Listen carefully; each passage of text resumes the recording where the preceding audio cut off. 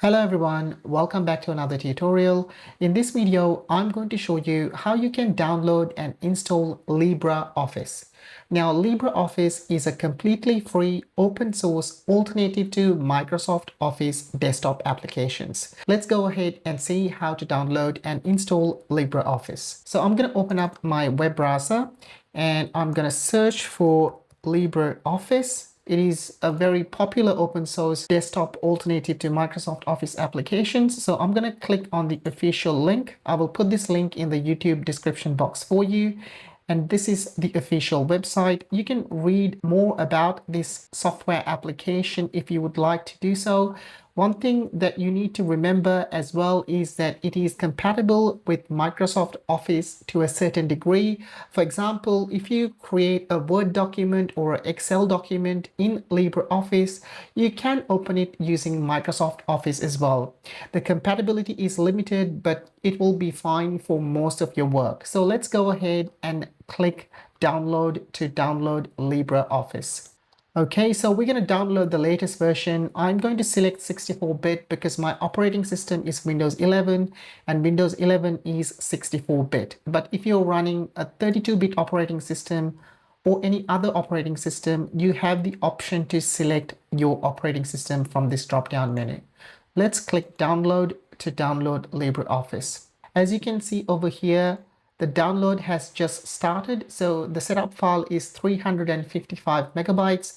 Let's give it a minute or two for the download to complete, and then we'll go through with the installation process. Okay, so the setup file has been downloaded successfully. Let's click on the setup file to open up the installer. I'm going to minimize my web browser. So let's click next. I'm going to go with typical installation. For most of you, this is the way to go. But if you like to do any customization, you can click on the custom button and go through your customization. So I'm going to switch back to typical and click next. I would like to create a shortcut on my desktop. And if you would like to load LibreOffice during the system startup, you can tick this checkbox here.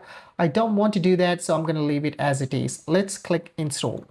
Click yes to the UAC prompt. Now this process can take a couple of minutes, but I'll be fast forwarding the video to make sure that we don't waste time waiting for the installation to complete. Okay, so that did not take too long at all, to be honest. It was quite fast. So let's go ahead and click finish. As you can see, the desktop shortcut has appeared on my desktop. Let's double click on it to open up LibreOffice. Okay, there we go. So this is your LibreOffice. Let me just expand the window. So over here, you've got options to create a document, or you can create a spreadsheet. Now, bear in mind that this does not have all the bells and whistles of Microsoft Office desktop applications. But guys, what we need to remember is this is a free tool. Now, this is LibreOffice Writer, which is the equivalent for Microsoft Word. For a free product, it is pretty great.